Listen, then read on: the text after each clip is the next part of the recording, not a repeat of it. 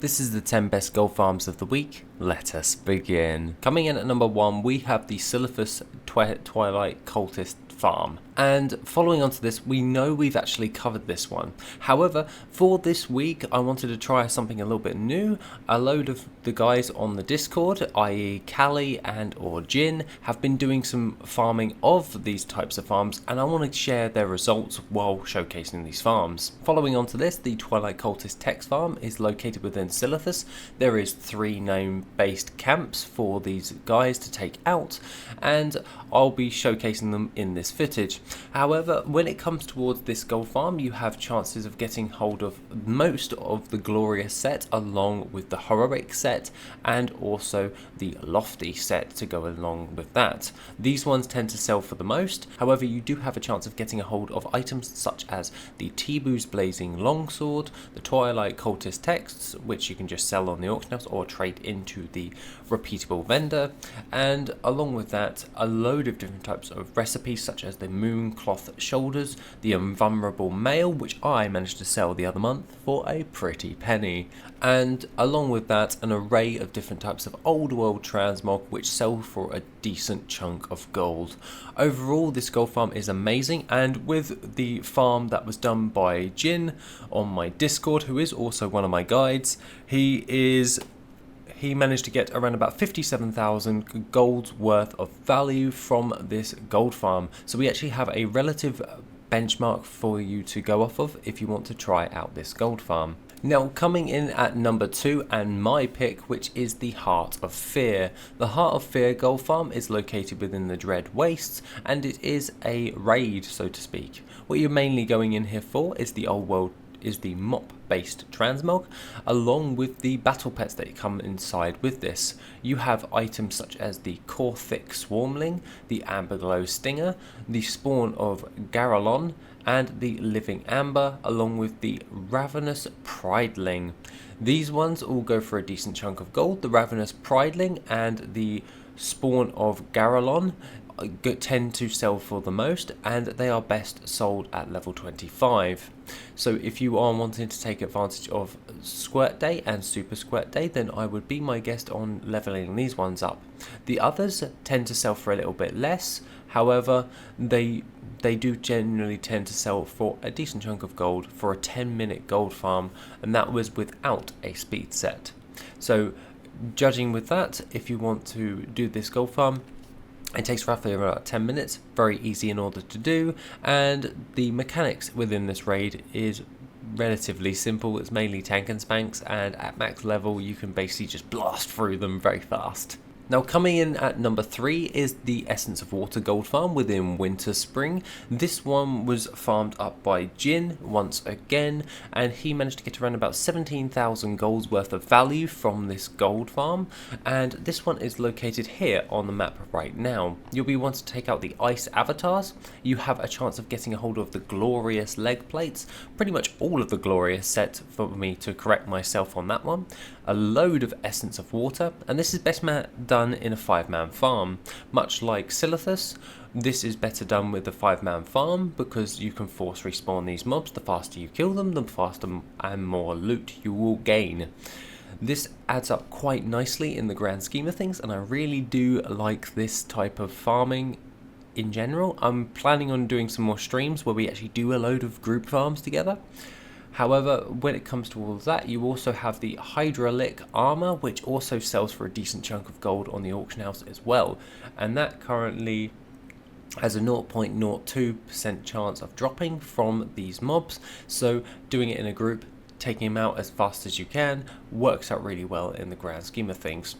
Along with that, 17k worth of gold with a mixture of different types of materials and or transmog adds up really nicely in the grand scheme of things, just in general, because you're padding out your auction house with your transmog, along with having regular sales with those elemental materials that you can sell on the auction house as well. So you're going to get something literally that day, and that works out really well, and then you have something to come along with that. The only little bonus that I will actually recommend is you also have a 0.01% chance of getting a hold of the Azure Whelpling Battle Pet, which goes from anywhere from like 20,000 to 40,000 gold, and I always level that up to level 25, especially if I am lucky enough to get that to drop. And with an instant respawn farm such as this is definitely in the bench of actually getting a hold of, because you're taking out so many mobs in that amount of time. So taking advantage of your squirt day and super squirt day, if you get that battle pet, adds to this farm as a whole. So you have the best of both worlds really. You've got materials, battle pets, chance, and also transmog. This works out really well, and I would highly recommend checking it out. Coming in at number 4, we have Moradon. Located within Desolace, what you're going to be wanting to do is jumping in towards Moradon, and you'll notice that there is another entrance portal to this, and or exit portal. What I like to do is I like to do a full crescent moon shape of this entire dungeon, taking out all of the mobs on the way, then jumping out, then resetting, jumping back in, and making my way back. That means I constantly am going back and forth in a crescent moon shape, taking out all of these mobs, and the faster I can do it, the better. So I would highly recommend doing this one on a speed set. The items of note that you can actually get from this are the Wolf Fear Harness, the Poison Tipped Bone Spear, and the Deadwood Sledge. Along with that, with those keynote items, you also have a chance of getting a hold of recipes such as like the Star Belt, and also a load of the higher end items that are world drops. I actually managed to get a hold of the pattern for the rich purple shirt from this, and that adds up really well because that recipe is very, very rare. And I remember selling it on, this is going back about a year ago, around about 45k with that. So it may have changed, you may want to check your auction house. However, that is a very rare drop. However, Moradon is great for padding out your auction house because you gain a load of old world herbs while you're actually doing this, because a lot of the mobs are herb based and they will drop a load of that. One other little thing that I would actually mention is the scum filled bags that you get along with that. Those can be opened up inside of the dungeon. It gives you potions, herbs, all that jazz. However, it has a chance of giving you a hold of the disgusting oozling battle pet as a bonus. It's a very low drop chance, but it's worth mentioning that you can get that battle pet from those bags. So, padding out your auction house with transmog with Moradon works out really well. I generally do this probably about once a month because I rotate through pretty much every dungeon, bar a couple, and that adds up in very nicely for myself just to make gold in general. Which leads us on to a lovely little gold farm that I really want to talk about, and that is the Wailing Caverns. Now this one was actually tested by Callie on my Discord. Callie managed to do this gold farm and reported back the results. The results came in around about 17,000 gold at the date of this recording, and 17,000 gold for this transmog farm works out quite well because you also get a hold of the deviant hatchlings to go along with that, so they're battle pets that can be sold on, along with the deviant scales and also the transmog that comes with that. Because with Wailing Caverns you have a variety of different types of items that you can gain along with that, and failing that, there is a bag that can drop from these mobs. You can gain roughly about 2 to 3 of these bags, and once they are opened up, they have a chance of giving you the recipes for leatherworking on the deviant scale stuff. So it's definitely kind of worth it to just open those up instead of just getting rid of them, because those recipes can be sold on, depending on your server, can be sold on for a decent chunk of gold overall. Now, following on to that, with Wailing Caverns, I tend to use my Dreamwalk ability. I burn my way all the way through. I then take out the Lord Pythos, and then I just go in and out of the instance, reset, jump back in, and do it again and just smash through. So 17,000 gold, it's a reasonable price. However, I know that a lot of these materials tend to sell rather well, and especially with the gloves of the Fang, you'll be able to get quite a few of these to sell in the auction house. Their value isn't that crazy, however it's the old world transmog that you get along with this that sells for the for quite a lot, because these ones are basically the old school items that are level specific to like the Barons. So it's those types of things that aren't regularly farmed that much, and those ones can take a higher value from this overall. Coming in at number 6 and located on the BFA zone of 𝐆𝐀𝐌𝐄 is my particular gold farm, and that is the Harden Springs gold farm. Now the Harden Springs gold farm works out really well. It's just a really, in general, a very good gold farm overall. And this one actually coincides with these materials can be sold on the auction house for a decent chunk of gold. They also have an amazingly good sell rate because they are linked with gaining reputation with trade-ins for the Rust Bolt reputation. I did a video on this like 2-3 years ago, and yeah, this works out really well because currently at the time of this recording and after I had finished this gold farm, it came to roughly around about 16,000 gold for materials that have a 0.21 sell rate on them. So they're going to sell really fast. And overall, 16,000 gold for reliable gold that you're most likely going to get within a day or two. Yeah, that works out really well. The only thing is, if you're farming it solo, you're going to get less materials. This is more of a group farm, and I would highly recommend doing this one in a group if you want to get the best bang for your buck. I can do it solo, like in this video right now of this footage. I wanted to showcase the literal area. However, I generally will try and find or make a group for this, because these ones you can gain more materials from these guys, and then the faster you kill them, the faster they respawn and the more you can take out. However, if you're doing it solo, I highly recommend either doing it on a Demon Hunter or also a Hunter. Something with a high amount of AoE ability as well can work really well.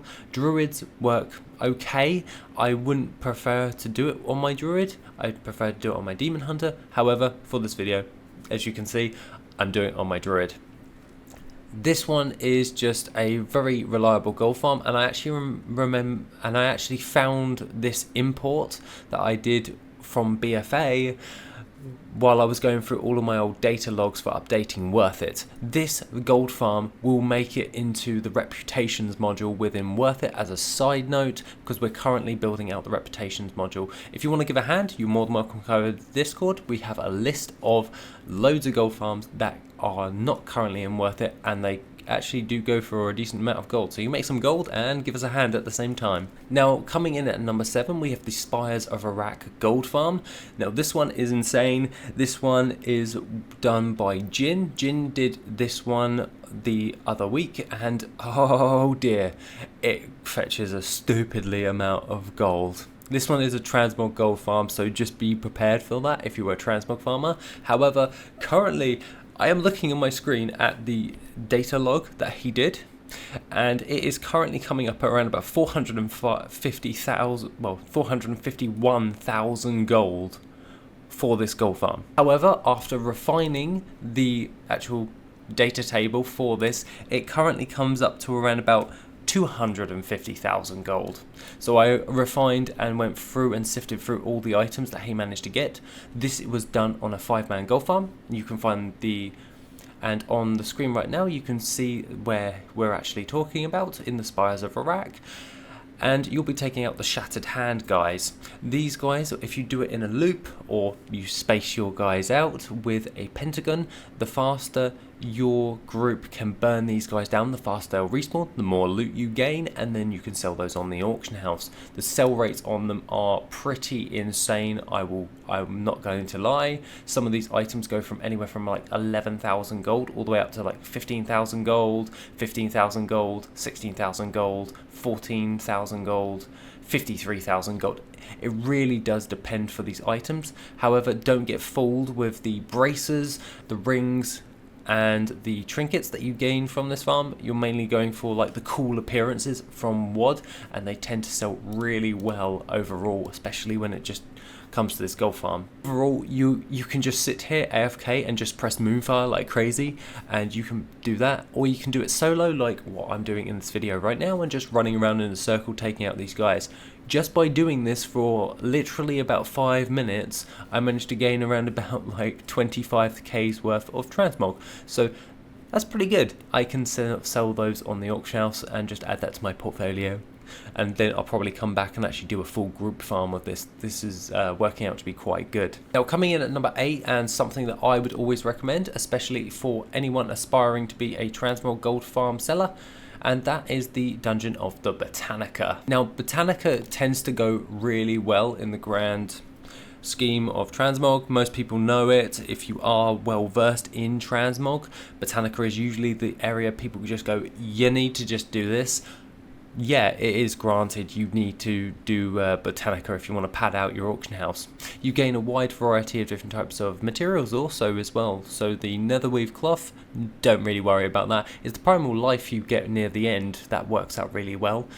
And what you do is you just go into the instance in Netherstorm and just beeline your way all the way around, and then once you take out the warp splinter boss right at the end, right behind him is a portal to get out, and then you just reset, jump back in, do the exact same thing. You can complete this run in about 20 minutes, depending if you have a speed set or not.